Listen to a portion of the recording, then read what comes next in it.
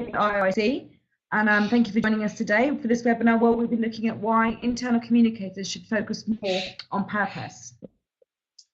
Just to let you know, the webinar today will be recorded and available afterwards, so don't worry and rush about making notes from the slides. We will also make this available as later on, hopefully today.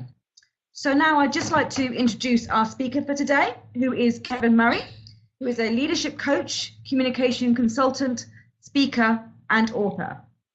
Kevin began his career as a crime reporter in South Africa and has written a best-selling crime novel called The Blood of the Rose. Following this, Kevin moved into PR, where he took up the role of Group Public Relations Manager at Bayer Companies in the UK, then moving on to become the Group Director of Corporate Affairs for AEA Technology, and then on to become Director of Communications for British Airways. After this, he was Chairman of the Bell Pottinger Group prior to the buyout from Chime in 2012, and then set up the Good Relations Group in Chime as chairman before stepping from executive leadership back from executive in 2016. Kevin is the author of The Language of Leaders, Communicate to Inspire, and People with Purpose. And during his career, he has worked with CEOs and leaders of many global organizations, advising on strategic communications and change management. You can post your questions to Kevin throughout the webinar, and he will hopefully answer some of these at the end. So that's let me say welcome, Kevin, and thank you very much for joining us today.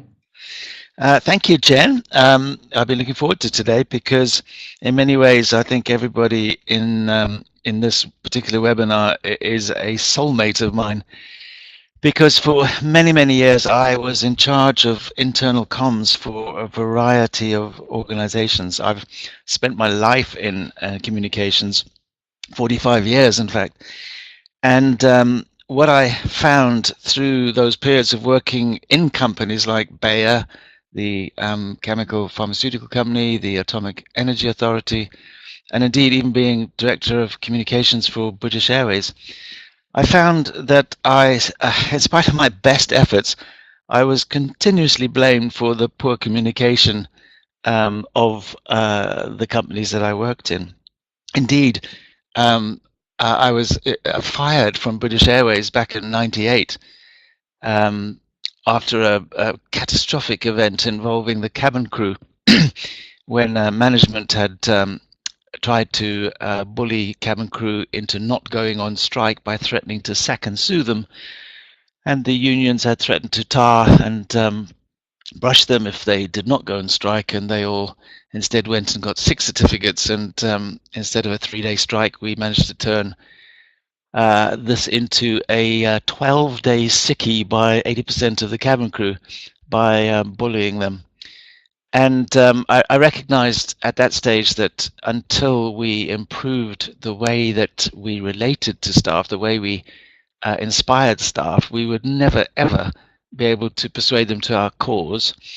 And it was because I had that attitude that I believe I was eventually fired from BA by the chief exec, who was then fired from BA himself about 10 months later. But that inspired me to go on a journey over the next 20 years or so to figure out how do we as internal comms people actually make a difference in our roles. How do we do this job that is about persuading, inspiring people to deliver great performance in the companies, organizations we represent. And I think I recognized back then that instead of trying to do all the communications, we had to change our emphasis and recognize that we had to enable better communications. Because the one thing I recognized was that communications really takes place through the line management. And while we can provide corporate channels and we can do a huge amount of communication, we can't do that daily communication that is the part that most inspires people in their daily jobs. And so I dedicated my life to trying to find out how I could inspire managers to be more inspiring. And that eventually led to the book People with Purpose, and a lot of what I'm going to tell you about today. I want to start with a little story about one particular client that I work for, who his HR director came to me and said, we have a real problem with him because he he's a real bully, and he's screaming and shouting at people, and he's very aggressive and bordering on abusive. And this is not going to end well. So I went to see him and talked to him, and he was leading a huge construction company. And when I spoke with him, he talked about his frustration that people in the company weren't taking safety seriously enough, and they weren't doing enough to ensure that safety was the absolute watchword for everyone up and down and across the organization. And that when they didn't, he could see that they weren't passionate about it and weren't caring about it, weren't doing enough to make a difference, he became very, very angry. And I asked him why, and he told me this most shocking story. He said he one day had been the head of one particular site, and because various people in the organization had failed to do little things, to lock a gate, to secure access to one area, to ensure that things were done that were small little things, but when you had a confluence of all of these mistakes being made, could lead to tragedy, and in one particular case actually did. A young boy, about 8 or 9, had wandered into the site, managed to get through gates, through the various security areas, right to the center of the site, where he had then fallen into a pit, and indeed fallen onto concrete spikes that were the metal spikes in a concrete pillar, and impaled himself on these spikes, and had died a very awful, lonely death in this dark construction site overnight. And this CEO told me that he had been the one to have to go and tell the mother about what had happened to her son, and he wanted this to never, ever happen again. So I told him, go around and tell that story everywhere in the company and don't do anything else. And indeed he did, and within months the attitude of staff began to change across the organization as they realized why he was so passionate, why he got so angry, why he cared so much. But before I go any further, I ask you to reflect on something, which is this. How did that story make you feel? When you thought about this young boy falling onto those metal stakes, how did you feel? And I'll bet that you felt some emotion, some horror, some empathy, because who couldn't? And indeed, if you stop and think about the emotion that you're feeling, I always like to tell people that if you look at the dictionary definition of emotion, it's defined as a complex state of feeling that results in physical and psychological changes. But note the word physical changes, which then influence thought and behavior. And it's this idea that emotions influence your physical behavior that I find so fascinating. And indeed, the reason is because it's all about neurochemicals that operate in the brain. You will have heard of things like cortisol, adrenaline, oxytocin, dopamine, and serotonin, and many more. These are neurochemicals which have which you cannot control, that automatically work in the brain in response to stimuli, and can have an either very positive or very negative effect on your state of mind and your physiology. And as managers, we every day are doing this to the people that work for us. We have an impact on their emotions and therefore on their physical and psychological state. And it's this thought that I'd like us to hold on to as we go through this a little bit more. Because what it leads me to wonder about is how much potential is locked up in people because managers don't understand how to unlock those very positive neurochemicals that can have such an amazing effect on our performance. And my journey on this started when indeed I was briefly locked up at a prison called HM Highdown myself. And before you go rushing off thinking I had been committed for some criminal act, in fact, I had been invited by a friend of mine for a birthday lunch at a place called the Clink. And the Clink is a prison that now operates in, I think, 6 or 7, as a restaurant, sorry, that operates in 6 or 7 prisons around the UK. A charitable enterprise that has the aim of helping prisoners to take careers in the catering industry when they leave prison.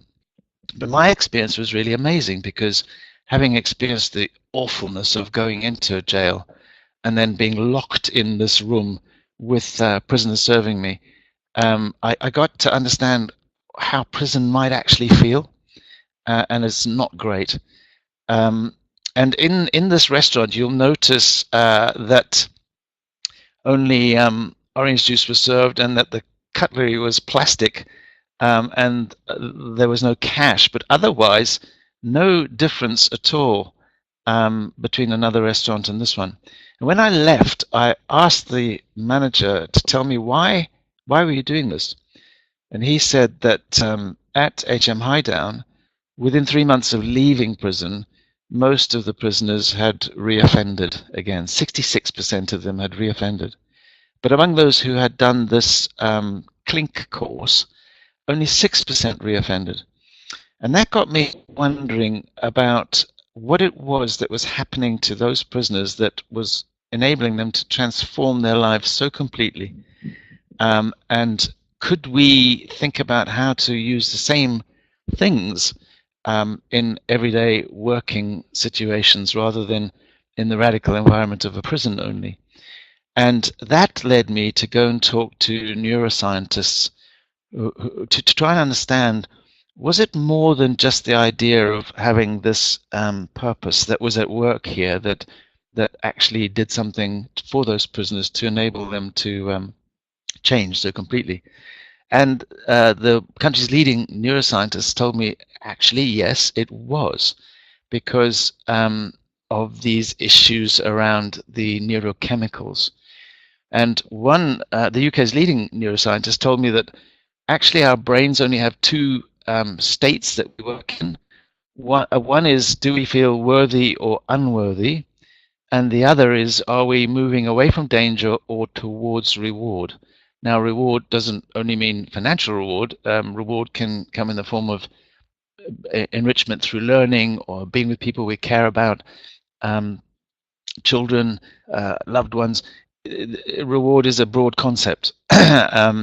But danger brings about the release of chemicals, neurochemicals, which have a very negative effect on us.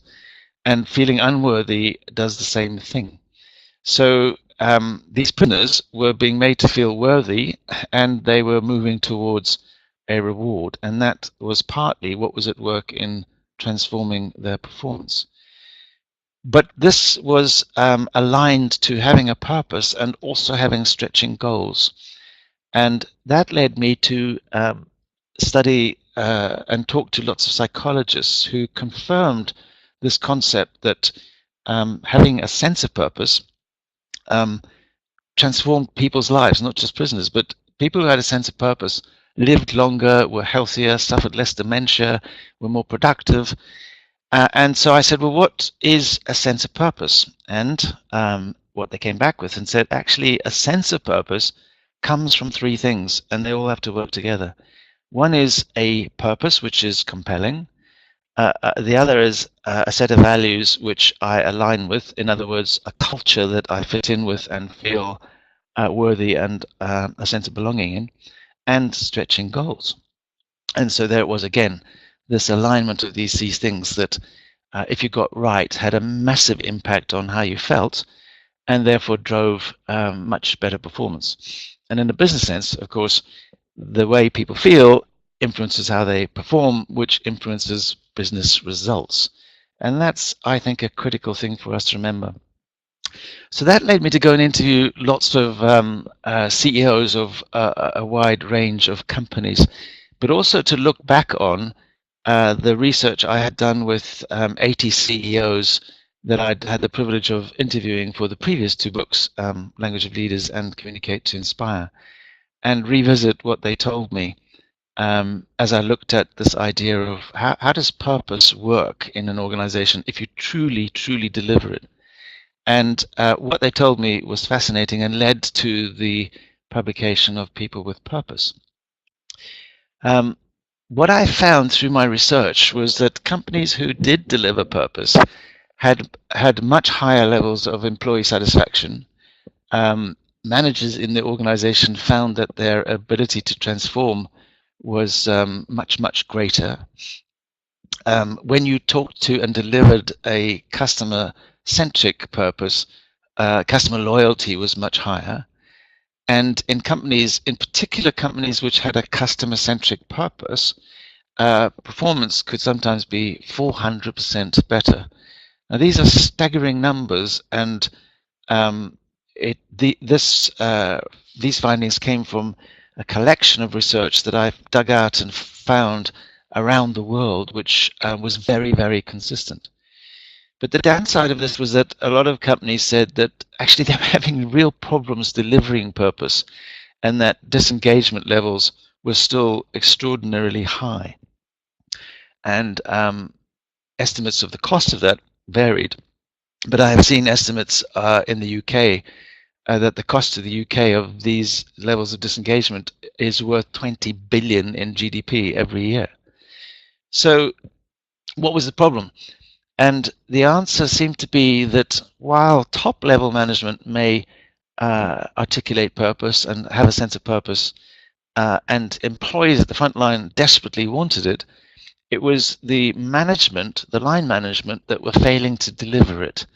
And I think in part that's a failure of ours as internal communicators to help them. I then did a lot of research myself to try and understand more about this, and I did one survey in which I asked 4,000 workers across Britain how inspiring their bosses were. And they said that actually, in the main, they'd only give their bosses less than 5 out of 10 for being inspiring. Only 1 in 5 was actually inspiring. And only 1 in 20 was truly inspirational, which was pretty bleak numbers. Employees in the media and marketing, advertising, PR sector were most likely to rate their bosses as inspiring. And second best was the IT industry, digital software and other organizations. But not very good in government organizations, where only 20% of employees rated their bosses inspiring, and 40% in travel and transport saying their bosses were actually actively uninspiring, demotivating. Which, in a way, I guess when you look at those sectors, you can see. The other thing that emerged from the work I've done was the idea that truly to engage is all about conversations, and it's about the conversations that managers have with their people every day. And the thought that those conversations have to be what I now call purposeful conversations, conversations that center on these 3 things: purpose, values, and goals. And they're conversations that have to take place every single day in corridors, at the water cooler, in team meetings, in communication meetings, wherever they go. These conversations should be taking place every day. And those purposeful conversations have those 3 ingredients: purpose with a customer benefit, values, which is really about a strong culture in which we feel a sense of belonging and worthiness, and then goals, which interestingly need to break up into 4 areas actually: long-term goals, a vision of the future which is about the business plan 3 years out, and strategic priorities, the critical things that we have to do over the next 3 years to deliver our long-term goal. And it's very seldom that you actually see managers having conversations structured in this sort of way. Purpose, just for sake of explanation, the way I define it is why you exist, expressed as a benefit to customers, and one in which, by the way, that they agree is a benefit to them. I put here example, Wilfred Heath. I didn't realize I had a dream. I've been a golfer for all of my life, and I've been a member at a particular golf club in Oxfordshire for 25 years. And then last year I achieved a dream I didn't know I had, because I was asked to become a director. And one of the first things I did was I got them to work through purpose, values, goals to realign the strategy and to realign people across the organization. And they said their purpose was to provide first-class golf facilities and catering. And I said, well, that's not very inspiring. And we did a lot of work on it, and we eventually came up with the idea that our purpose was to inspire the loyalty and advocacy of all of our members and visitors by providing first-class golf facilities and excellent catering. And that phrase, to win the advocacy and loyalty of every customer, is what changed attitudes across all of our staff, because they realized it wasn't just about doing great work and preparing fairways and greens and bunkers, or providing people with a meal. It was about actually winning their loyalty and their advocacy to make them go away and say, gosh, you really ought to visit Fulford. That was why they existed, and that changed the way they thought about their jobs and how they acted. So how you define purpose really matters. Core values was beliefs in action. It was, we believe in these things, and that's why we behave this way. That drove behaviors. And all the work I did researching values across hundreds of companies told me that values come from 5 different sources. But I also found that, unfortunately, most if you look at the FTSE 100 companies, you'll find that 70% of them use the same 3 values. I think they're integrity, teamwork, and innovation. And you think, well, how do those differentiate you? So if you talk to staff, they're going to say, these are things that are really important about our culture, and they will be nice place to work values. Talk to managers, and they will say, well, we need these things, and generally those will be values related to high performance. If you talk to marketing, they say, well, we do things this way, and that makes us different, and those are the differentiating values. And of course, to operate in today's world, you've got to have integrity and honesty and transparency. And those are what I call license to operate values.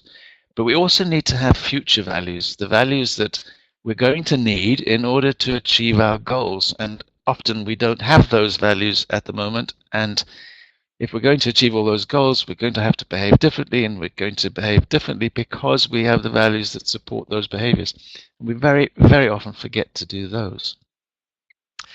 And goals are about, what's our big, hairy, exciting, audacious goal that will guide us for the next 10 years? Have we articulated what that is, the thing that excites us and shows how we're going to make a massive difference to the world? And have we articulated our business plan, not in terms of numbers? How many times I've seen companies talk about our profit goal is this, our revenue goal is that, our margin goal is this, and people just do not get inspired by numbers. People deliver the numbers, and they need to be inspired to do that, but they are not inspired by the numbers. So we need to give the business plan a better expression of what it's really about, what we're really trying to do in order to deliver those numbers. I've spoken about the strategic priorities. What are the things that we're all going to be doing for the next 3 to 5 years that will keep us busy? And underneath each of those priorities, what are our objectives that will help deliver each of our strategic priorities? And it's breaking it down like this that helps to get the rubber to hit the road, because this is where employees begin to relate to the big corporate objectives, because they can see how what they do makes a difference, because they're making a difference to the big strategic priorities by doing these things. And until they find that connection, then you are misaligned. And if people are misaligned, you're not really harnessing the power of purpose to work for you. A couple of examples of a big, hairy, audacious goal that I found in the work I did. One was the company Merlin, who own all the visitor centers like Alton Towers and Legoland and Madame Tussauds. When they first started, they were a small little a SeaWorld down on the south coast of the UK, and they had the ambition to get into the top 10 visitor entertainment organizations in the world. And it seemed like an impossible goal, but they achieved it. And when they achieved it, they realized that their next big, hairy goal was to get bigger and better than Disney. And so they then defined their next big, hairy goal as to beat the mouse. Now, the point about that is that it is measurable. You know whether you have got there or not. Another example is Atom Bank. started by the same person who started Metrobank, Anthony Thompson.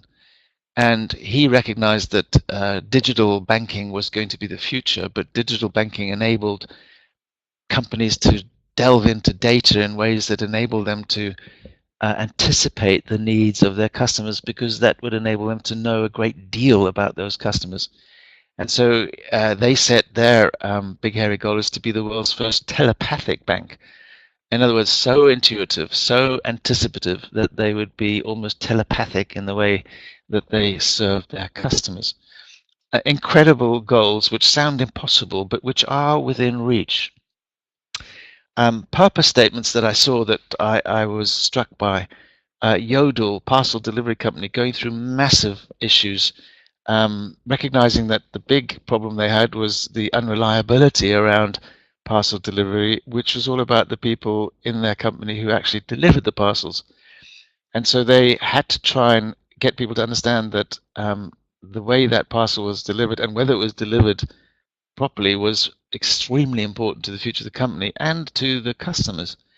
And so they talked about their purpose being to take delivery personally, because it's more than a parcel. And they embarked on a huge campaign across all staff to show them that taking care of that parcel was taking care of people who had a much deeper meaning to the things that they ordered, that meant more to them than simply a parcel. Moss Bros, talking about making the purpose of all staff in the organization was to make men feel amazing. So much more inspiring than sell clothes to men, or to be the country's best men's clothing store. To make men feel amazing, and that apparently had a huge impact on the way staff related to their jobs. Ford, Trust Ford, one of the biggest Ford dealerships in Europe, I think, and maybe even the world. They talked about driving the standard in customer care, which meant it wasn't about selling cars. It was all about caring for customers in ways that were groundbreaking, world-beating, because that was the way that they got customers to keep coming back, to service their cars with them, to bring friends to buy cars from them. And that mattered more than simply and only selling cars. And an example here was from First Utility, who started out with a purpose statement that said, our purpose is to help our customers consume less energy. And going back to my point that customers must relate to this, when they tested it on customers, they found that customers didn't like that idea. They didn't like the thought of having to consume less energy.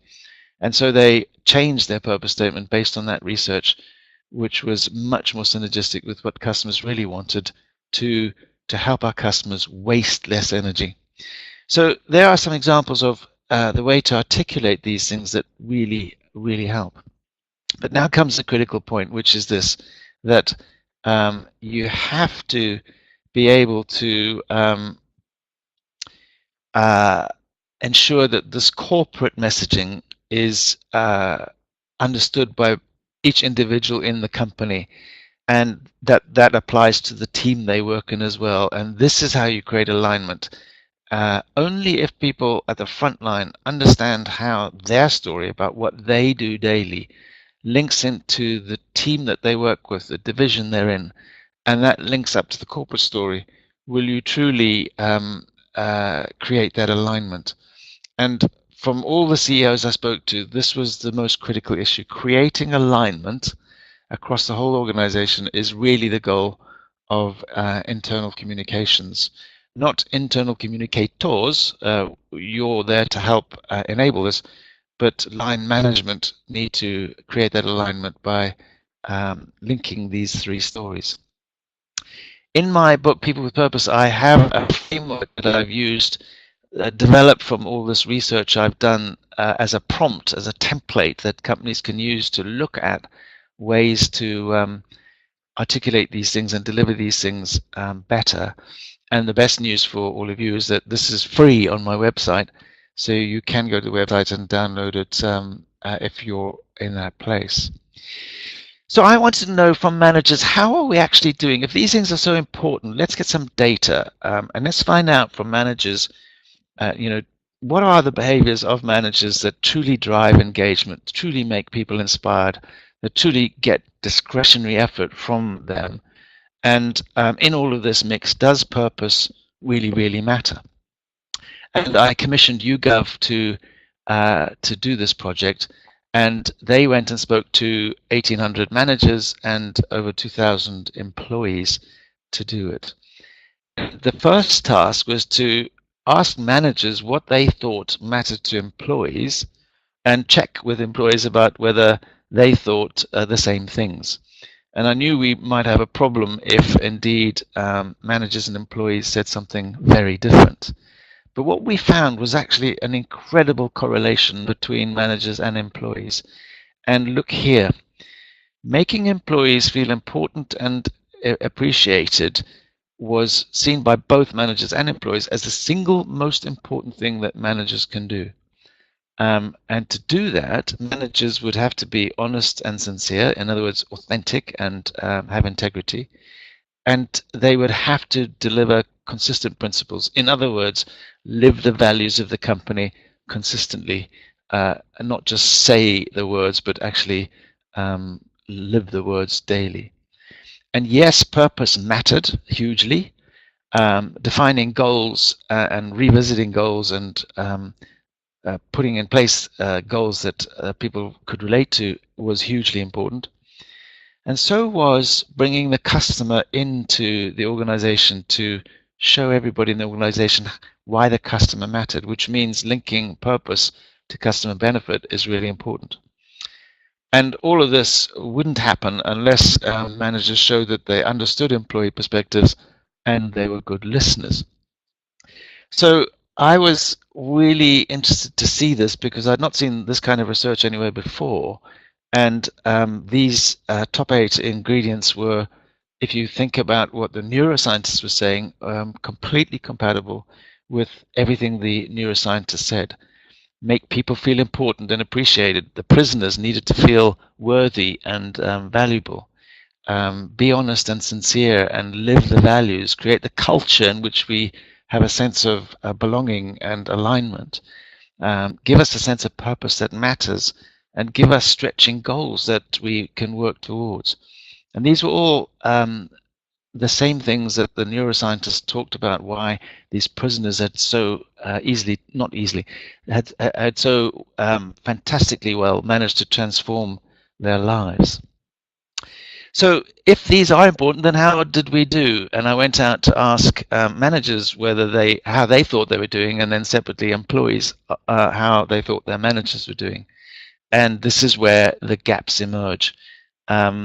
Managers said, for example, 73% said that they made their employees feel respected at work, but only 40% of employees thought so. And over here, you can see a quarter said actually not at all.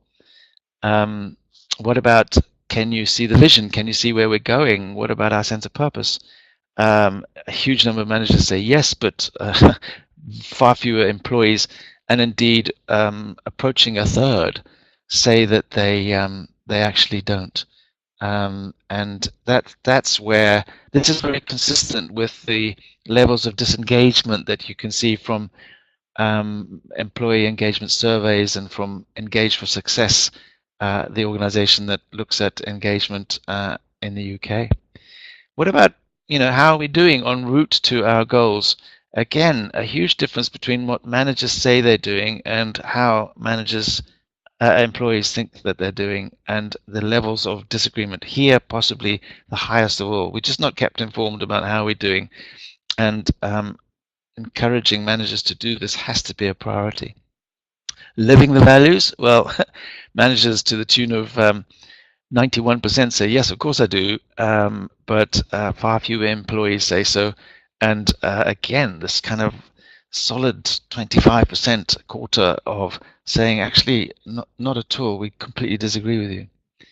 And the most important one of all, I care about the people I manage. Well, more than 90% of managers say that they do, but look here, only half of employees say they do.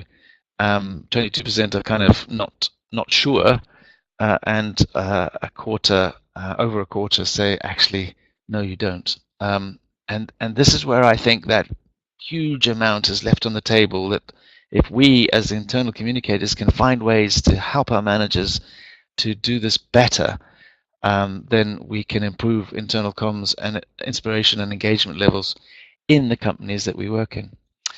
What was really interesting with YouGov was finding, I asked the question, well, yeah, there's a lot of things to take on, but what are the most important things that would drive employee engagement and commitment more than anything else? And YouGov were able to tell me, because they said this data was robust and their research gave them enough data to really drill into it with a degree of certainty.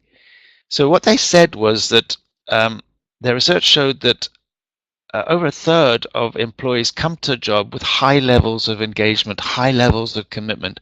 And so you don't have to work on that group of employees because they are already committed. What you can do is you can destroy that level of engagement and commitment through bad management. All of what you did has to be built on a base of being authentic, honest, and living the values, as you saw from the research. But these are the 4 things that managers need to do better and which we can help them with that make a huge difference. They really do need to spend more time communicating the vision and progress towards that vision. And we need to prompt them, enable them, coach them, train them to be able to do this better.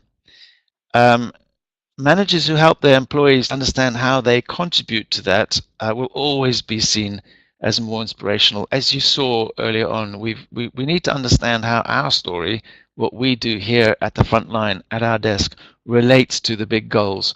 And this comes out as one of the most important factors. Being a good listener, showing that you value employees, I mean, these are not hard things to do. And we need to spend more time helping managers to understand what's required to ensure that employees do feel valued and that their perspectives really matter. And at the heart of this is that managers really do need better conversation and speech giving, oratory skills. And again, I think this is an area that we as internal comms people can do a great deal more to help our managers be better at this. And if we can get just these 4 things right, then we can improve discretionary effort by up to 24%. Now, discretionary effort is defined as that element of commitment to work that employees bring above and beyond the terms of their contract. People who go the extra mile for a patient or for a customer when they don't really have to. People who solve problems that are sitting there and no one's addressing. People who bring ideas for ways to do things better or to generate more revenue. That's discretionary effort, and discretionary effort is the key to driving up performance. And it's, I think, almost more important than this concept of engagement. If we can drive up people's willingness to deliver discretionary effort, we can drive up super performance. And it's all about whether or not we are helping leaders to have much more purposeful conversations. And again, I think we've got a role here.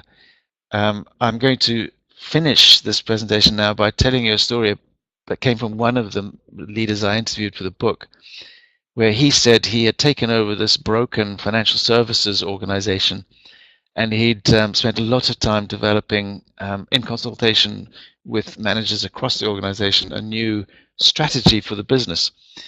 And they spent a great deal of money and a great deal of time developing this strategy. And he said once he had developed it and gained the approval of shareholders and most senior management across the group, he decided he needed to go and tell staff about it, and he did. But he said he realized he was getting it wrong when he went down to their Southampton office to speak to a group of almost 1,000 employees at one of their critical call centers about the new strategy. And he said he realized he was in trouble when, at the end of his presentation, nobody in this audience of 1,000 people clapped and began to file out of the room, and he was left standing alone at the bottom of the stage puzzled as to why the reaction had been so neutral, so lacking in any enthusiasm. And one of his senior female managers at that office had come up to him and said, would he go with her, and because she wanted to show him something. And she led him down to the basement where she said, "Tell me what you see." And he said, "What do you mean?" She said, "No, just I want to show something to you, and I need you to tell me what you see." And so he said, "I see lots of cars parked here. I can see through the pillars and windows the building next door and the bins. I can see oil in the ground. I can see the exit and gateway to our offices. What else do I need to tell you?" She said, "Okay, now come with me." Got in the lift and took him up to the top floor where they gazed out of the top window of their office block there.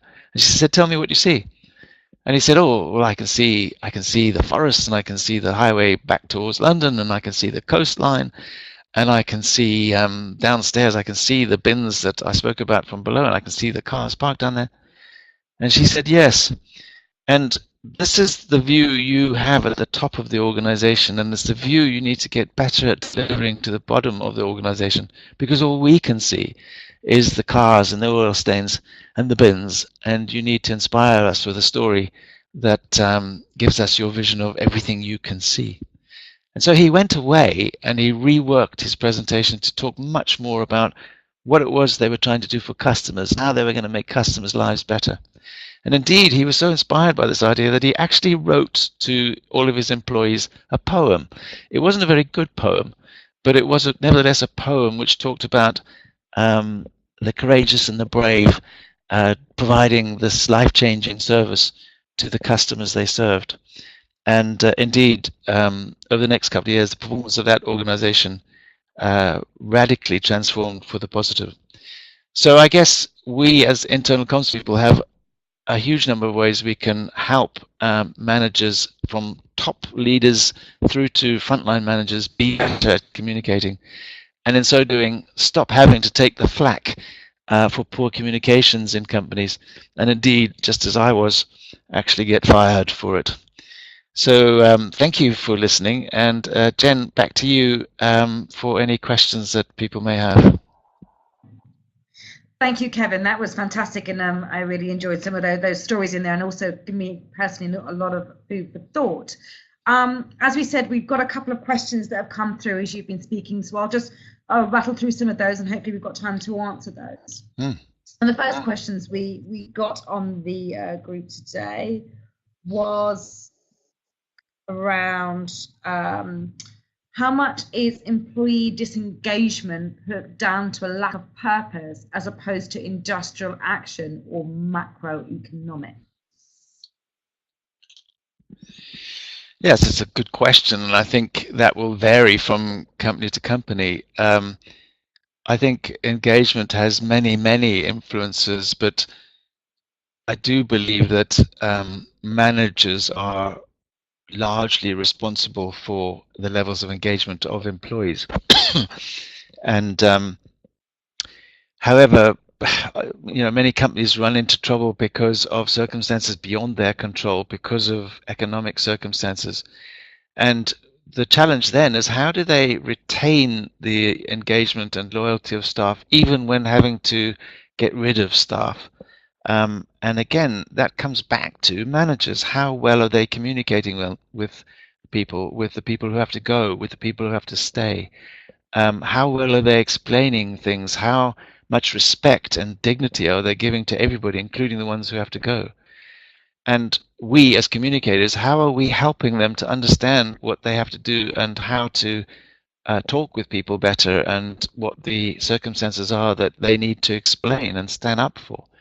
So I think it's a complex situation, but I do believe it comes back to how well are managers communicating during these very, very difficult times. And I have seen companies that have had to go through a huge amount of change and lose a lot of people. And where managers have treated those people with respect and dignity, they've managed to get through the change without irreparably damaging themselves forever. And yet I've seen other companies that have done it badly and have gone down the plug hole because of it. Now, thank you so much, Kevin. And one of the next questions maybe links on from this was around what impact has the economic downturn had on a company's ability to set a clear vision? Or do you feel they are still vision orientated, or they are more focused on values and how they're doing things? Again, I think that varies from company to company, but I think as circumstances change, as competitive environments change, the onus is on us to explain what's happening to people so that they can see the context. I do, of all the CEOs I spoke to, and it's now over 120, the thing they focused on most of all was values and culture.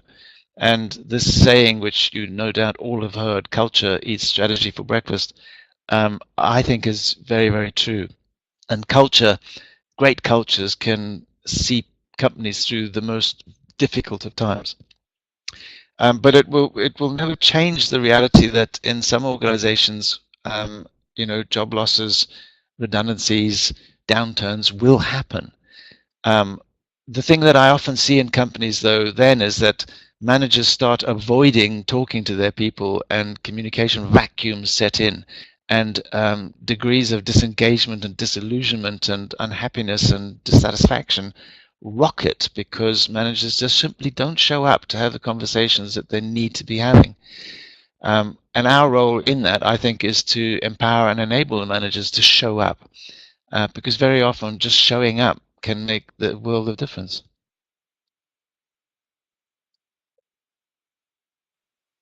Great, thanks, Kevin. Actually, you've given some tips there around the idea of managers showing up. We have got a couple of questions more around this area. Is somebody's asked, are there any top tips for starting to get buy-in from managers on this, or is it a case of using the info as internal comms teams to develop our own strategy and support behind the scenes? My second book, Communicate to Inspire, is full of tips about things you can do, especially as communicators, in the ways you can empower and enable managers. The thing is, many internal comms teams that I have worked with over the years have seen it as their role to provide the channels of communication and to draft up all the messaging and to ensure that the messaging gets out, to put their top teams on into town halls and other places, but neglect the role of managers up and down the organization and don't put enough time and effort into helping them. I think often this is because that ball seems to fall between communications and HR. And that's why I think communications and HR need to work hand in glove in this area. But we have to upskill managers, and I think great communicators can do that, can find ways to encourage managers to go on courses, do training. And we also need to give them the tools to do it, which involve the right kind of presentation tools, communication tools, narratives that enable them to get there. But what I did find in companies that were really purpose-led was that the leadership teams recognized the need to spend time engaging the managers, because they understood that if you didn't engage the managers, you'd never engage all the staff. And engaging the managers meant several things. It meant ensuring that they understood the values of the company and were able to relate to and live those values themselves. It meant understanding what the story was, keeping them constantly informed of the contextual issues that were impacting on the business, and enabling them to communicate that to staff. So great communications took place because top management spent a lot of time empowering middle management to do the communications. And I think that, for me, was what defined the good from the not so good. Great, thanks, Kevin. That's brilliant. And you talked about there as well about the relationship between comms and HR and how we need to upskill managers. And somebody's actually asked, Can you recommend a website providing top tips for managers to improve their communication skills? So somewhere that we can perhaps use as a tool to help actually get those managers to be better communicators themselves. You know, I spend my life, one of my personal values is curiosity. So I spend my life Googling, and whether it's researching my crime novel or researching academic reports, it doesn't matter. I find a lot of what I need just by Googling. And so I can't recommend any one particular site, but I know that whenever I start out with the intent of finding ways to think about communications and being better at communications, I always find stuff on the web. So I would simply encourage managers to get online and search it out a bit more. But I think you know, organizations like engageforsuccess.org who focus on this area would be a good starting place. Great, thanks. Yeah, so well, I mean, I would agree. Engage for Success, resources on it actually, which I think is a great place for people to go to. Moving on again, there's sort of a lot of questions around sort of practical tips and things like that to get things going. But somebody else has also asked is, do you have any examples of practical initiatives which have helped managers to become better at communicating purpose? Yeah, again, a lot of those examples are in the book, but a couple that come to mind would be one global business said that every time they recruit, well, first of all, when they thought about and redefined their purpose and their values, they brought every manager from around the world to spend 2 days that were A, understanding, but B, engaging with the purpose and values, because they recognized that unless those managers did, then they would never deliver it down the organization themselves. And there is a lot of research out there that shows that if managers are not engaged themselves, then the deterioration in engagement levels in the rest of the organization is dramatic, and it's a geometrical progression because it escalates very, very rapidly. So spend time on the managers. Another company, Unipart, talked a lot about setting in place mandatory communications training for managers to enable them to hold better team meetings that were more productive, more innovative, and also delivered this concept of listening to and valuing employee perspectives. So those would be two examples that come to mind, but there are many, many others. Fantastic, thank you. We had a quick question, hopefully, which I think was based around research that you went through, that you did with YouGov. Somebody's asked, is the same modelling applicable in highly I can never say this, unionized industries? Look, I've worked in industries that are highly unionized, and one has to understand that very often unions will sometimes have agendas that have nothing to do with the long-term success and viability of the organization that employs the people. And there is a conflict, therefore, in the agendas. The company leadership want to create a business that can thrive well into the future, no matter what circumstances they're dealing with. And the unions are all about protecting jobs, and both of those are honorable purposes. However, they do often come into conflict.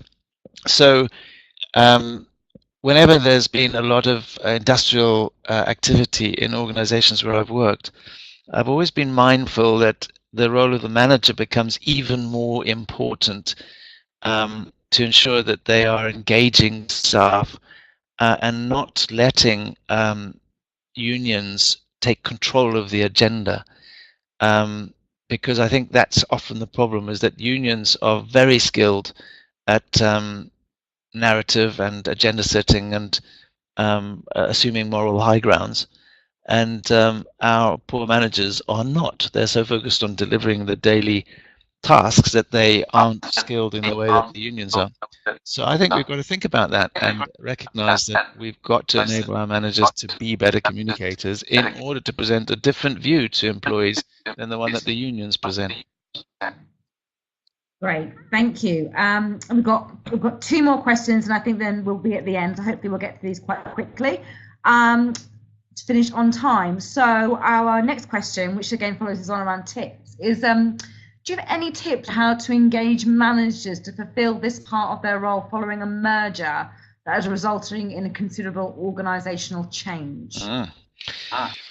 Yeah, I've seen some of the biggest mergers, and I've worked in companies that have been massive mergers and seen this clash of cultures, which then prevents the smooth operating of the organization. And where I've seen it succeed is, again, it comes back to the same thing, where top level management have not only sort of done the organization diagrams, but have also spent a lot of time helping managers to understand what the new culture needs to be, because it's very rare that you can actually simply assimilate one culture into another and subsume it. So you have to be very conscious of the difference in cultures and ways to try and smooth them and bring the best of the best together. But that takes time, effort, and very concentrated focus on what the values of the organization are. And that's a big project. Fantastic, thank you. And our last question is, should purpose, vision and values be cascaded throughout the business, or is it instead the responsibility of leaders at the top of the business to communicate purpose, vision and values with equal energy to each level of the business, and does it get lost through the Chinese whispers of cascade? It does get lost. It dissipates and loses impact and gets bastardized, and it becomes sometimes actually positively toxic. So I do think it's the manager's role, because what they've got to do is interpret the high-level purpose and high-level values and high-level goals into the local versions by saying and then articulating, okay, so those are the corporate ones. What that means for us is this. This is how we live the values. This is how we will deliver the goals. This is how we live the purpose. Because it is absolutely about interpreting it through every level of the organization in order to create that alignment. And the secret ingredient to success in organizations, the bigger you get, is alignment. Everyone working to the same purpose.